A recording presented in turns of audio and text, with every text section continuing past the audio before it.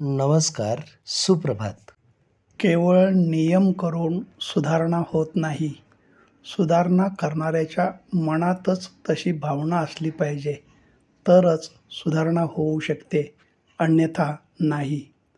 अपघातापेक्षा विश्वासघात खूप वेदनादायक असतो. अपघात अचानक होतो, विश्वासघात मात्र जाणीवपूर्वक केला जातो. विचार दोन प्रकारचे असतात, सकारात्मक आणि नकारात्मक. आणि ह्या दोन्ही प्रकारचे विचार आपले भविष्य घडवत असतात. काही लोक आपल्या रस्त्यात मुद्दाम अडथळे निर्माण करतात, खड्डे खणतात. अशा वेळी हताश होऊन किंवा भांबवूनही जायचं नाही. खरं तर आपल्या वाटेत अडथळे आणणारे आणि खड्डे खणणारे एका अर्थानं आपल्याला पूर्ण क्षमतेनं पुढं झेप घेण्याचे प्रशिक्षणच देत असतात.